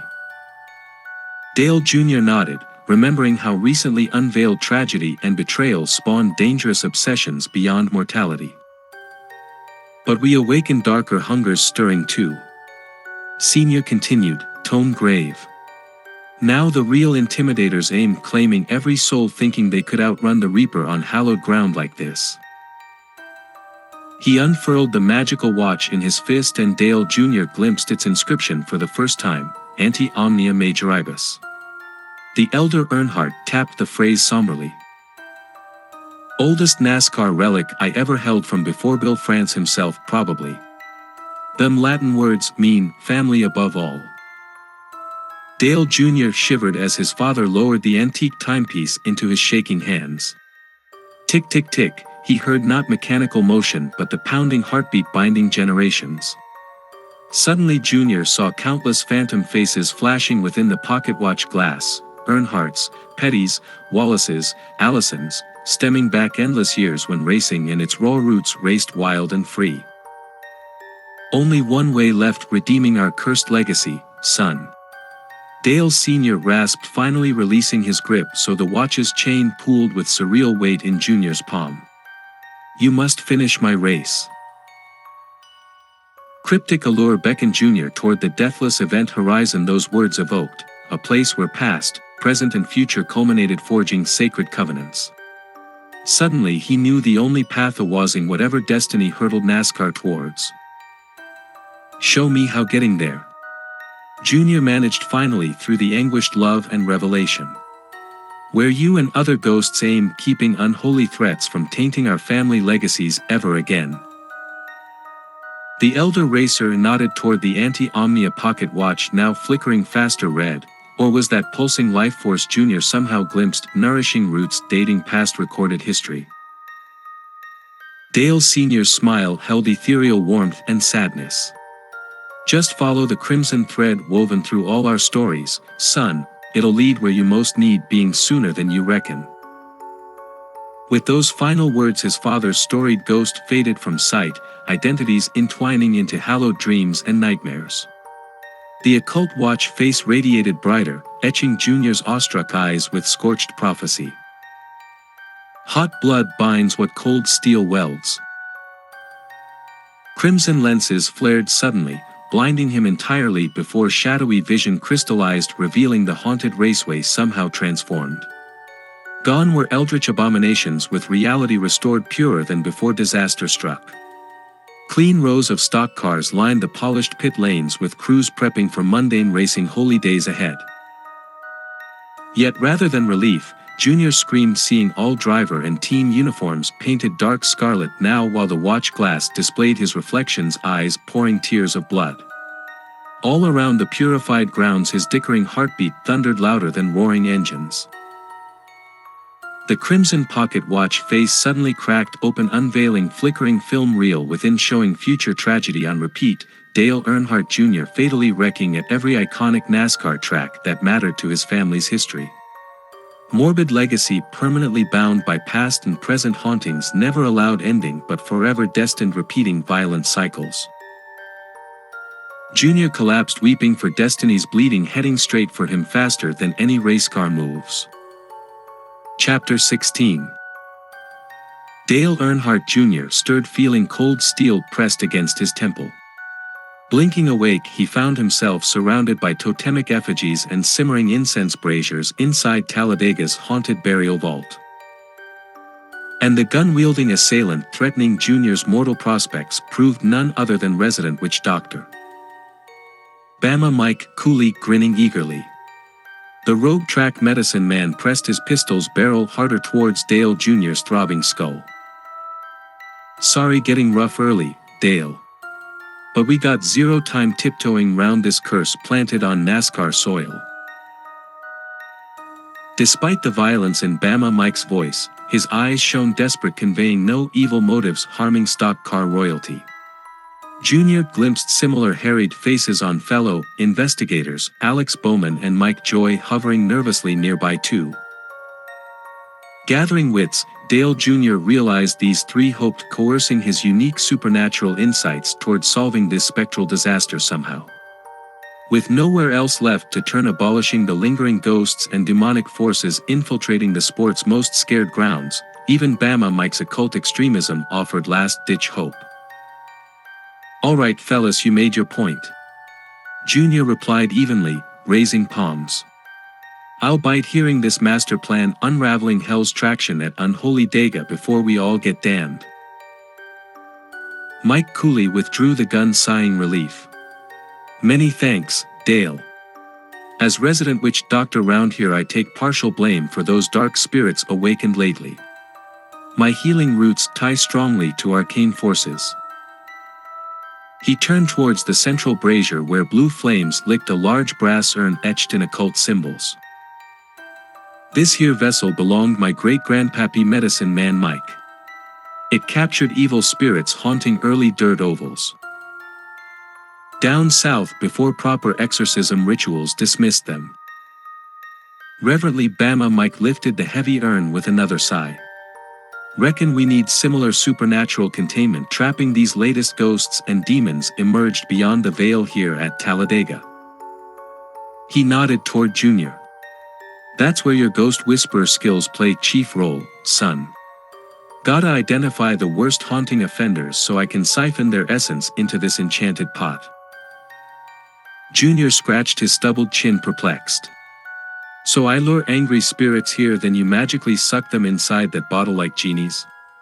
No offense Mike, but I've seen this power harnessed better lately." He glanced sharply at Bowman, thinking back to the glass ectoplasm extractor Alex brandished earlier. Where had that bizarre device come from, and did it pose an alternative path bargaining with forces beyond NASCAR's veil? Oblivious Bama Mike just cackled, waving the engraved urn like AASA trophy. "You let old Bama worry about capturing boogeymen once they appear. This antique's bound dark forces for generations better than any modern ghost gadget." He carefully returned the ornate vessel onto the flaming brazier. "Meanwhile, just tune your frequencies, summoning the worst supernatural trash disturbing our good racing folks. Them Earnhardt ghosts seem fine starting points." A smile split Mike's weathered face as he clapped Dale Jr.'s shoulder. "Get enough pesky poltergeists stuffed in here by Sunday and we can restart the whole dang season proper like." Junior forced his own tense grin in return, playing along with the well-intentioned shaman's long-shot scheme, for now at least. Desperate times and all. But internally he weighed additional options suddenly. Might this seemingly cracked witch doctor and his enchanted urn cure NASCAR's otherworldly afflictions after all? Or would Junior need uncovering another path toward lasting salvation for his haunted sports kingdom and family lineage? Peering warily into Bama Mike's makeshift spirit prison, he pondered just what further dangerous entities might soon join disembodied ranks. And what fresh costs that steep gambit could exact beyond normal comprehension or bargaining. Chapter 17. Howls of unearthly agony and rage assaulted Dale Earnhardt Jr.'s ears as he approached Daytona International Speedway strapped inside Bama Mike's makeshift occult ambulance. Framing the notorious high banks loomed a massive swirling portal into spiritual realms, red and black phantom vehicles raging out toward competitors on hallowed tarmac below. This long-feared supernatural showdown billed as the Ghost Gauntlet had finally erupted, with NASCAR's future and past now clashing quite literally on the sport's biggest stage. "Bless my soul, them damned spirits riled up indeed down there," Bama Mike exclaimed, gripping the ectoplasmic urn tighter. "Been forever since I spectated hauntings this nasty." He pounded the brakes, fishtailing onto muddy infield near the vortex, angrily ejecting more phantom race cars. Mike pointed toward the portal's hypnotic depths with rising excitement. "Now remember the plan, son. I'm fixing to trap as many nasty ghosts in here as possible while you drive like hell, keeping their vengeance aimed squarely at us." Swallowing nervously, Junior glanced back toward his own humble number 88 Chevy Chosen facing the daunting unseen legion. His role seemed simple enough, acting as living bait, distracting murderous dead drivers long enough for Mike, sealing them within enchanted prison. But doubts plagued Junior's scattered thoughts, considering himself the best target in citing NASCAR ghosts who largely blamed his lineage for their unrest in first place. Begrudgment spanning generations left plenty motivation targeting Earnhardt's first. Ominous apprehension amplified hearing his father's fury bellowing through the swirling portal. Dale Sr.'s mangled black number 3 machine led the attacking phantoms, spewing onto realms of living. Behind the Intimidator's flanks raced more fallen champions like Davey Allison, Fireball Roberts, the Marmon brothers, all seeking vengeance denied from their erased legacies. Wordlessly Jr. strapped inside his idling Chevy, numb resignation superseding remaining fear. Whatever cruel fate awaited beyond the veil today, he embraced finally this haunted destiny inescapable as family namesake and shepherd to stock car racing's buried past. "I pray we finally find peace on the other side, Daddy," Junior whispered, firing engines toward the swelling spirit portal. One final glance back showed Bama Mike gesturing himself ready, wielding that ghost-trapping brass urn like an ancient battle horn. Junior smiled faintly, then punched the gas, roaring ahead where tire smoke swirled into the breach. Instantly blinding white engulfed his vision, morphing swiftly into familiar sensations, crushing G-forces, deafening engine snarls, clinging scents of oil and burning fuel.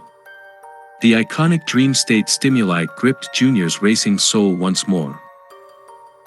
Equally familiar was the Phantom number 3 Chevy firing beside him, coal black and bullet-like, slipping into his rearview mirror, flashing deadly chrome grille.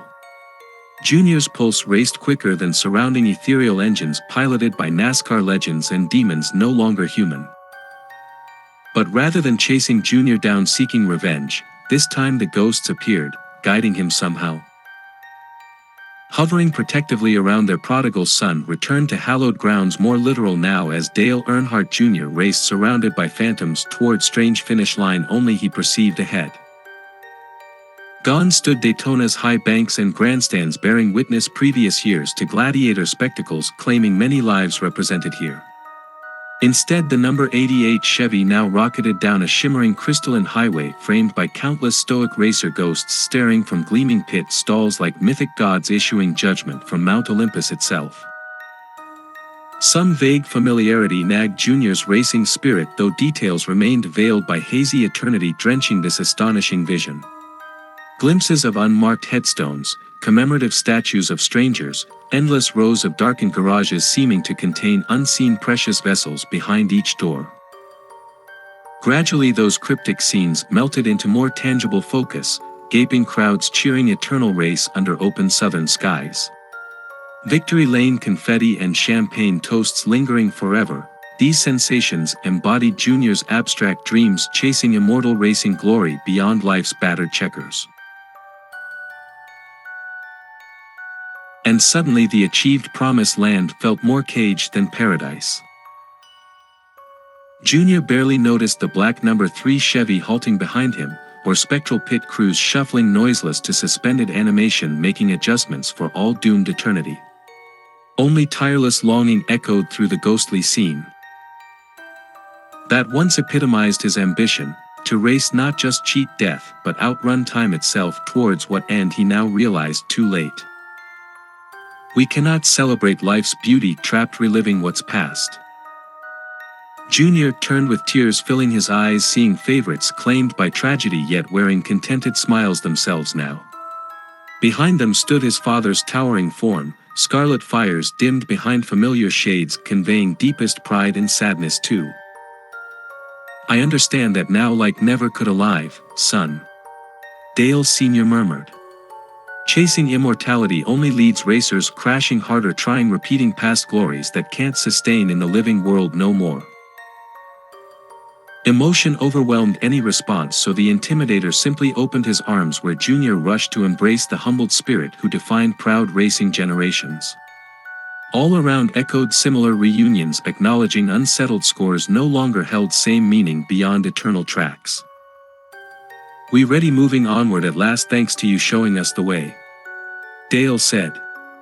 "No sense haunting youth, still journeying where we refused letting go." Nodding tearfully, Junior gazed upwards as their crystalline racing Valhalla shone brighter, collapsing under warm golden glow. The light fit seemed to pour directly from Junior's heart, now fulfilled by redemption instead of records and reward. Help the next generations find better tracks then, he whispered, finally at peace, witnessing past and present embrace progressing future's promise. Guide them safely when you can, but let them chase sunsets too instead of just haunted legends. Laughter echoed from living throats once more as the ghosts gently withdrew through life's parting veil. Still their smiles lingered, blessing generations to follow, navigating destiny unwritten. Engulfed fully by golden glow, Dale Earnhardt Jr.'s consciousness returned finally to Bama Mike, hastily sealing the last vengeful spirits inside his glowing urn. Behind Mike, the raging supernatural portal at Daytona swirled itself dark, leaving no trace except peaceful air and smiles chasing checkers under bright Floridian sunshine. Chapter 18. I gotta say, Dale, that was the dangest display of supernatural stock car racing these old eyes ever seen. Bama Mike let out a hearty laugh, roughly clapping Earnhardt Jr.'s back outside Daytona's victory circle. Nearby, the usual post-race fanfare unfolded, drivers celebrating and crews packing travel rigs pointed towards next weekend's venue. But subtle relief underlined the typical routines, suggesting fuller spirits breathed easier since Junior helped exorcise vicious ghosts from NASCAR soil, literally and figuratively. Smiling toward nearby garages, Mike nodded approvingly as if reading Dale's thoughts too. Yes sir, already feels less haunted round here nowadays. I reckon most them vengeful spirits got sucked downright calm into my family's enchanted pot after you worked mediating truce out there at Dega. His cheerful expression wavered briefly though. Leastways we trapped the worst demonic monsters, threatening more disaster if they stayed stirring up trouble. Junior nodded slowly, following the old witch doctor's glance toward haulers displaying Kevin Harvick and Denny Hamlin's names, two drivers receptive toward confrontations with paranormal forces when competitive urgencies cooled eventually. Both veterans approached Dale earlier, in fact seeking guidance, reconciling with ghosts haunting past careers and dreams.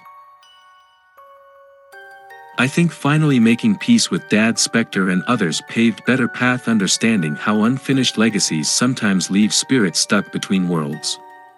Junior offered carefully. Folk like Harvick needing similar closure probably. Well, I sure ain't one judge another's process, finding redemption or reasons to keep charging forward, Mike replied.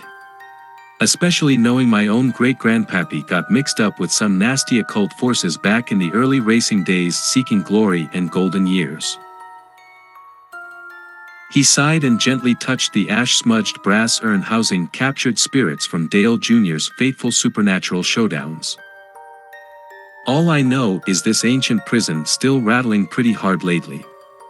Too many bitter personalities or demons inside, maybe to rest easy in eternal confinement. Mike's usually jovial features clouded with ominous doubts. We best leave that bad mojo buried deep as insurance perhaps. Dale Jr. suppressed a nervous shiver, himself contemplating potential tampering with volatile spirit vessels by some future desperate daredevil racer seeking an edge, or darker temptations. Some roads ran too risky no matter the promised reward once finished.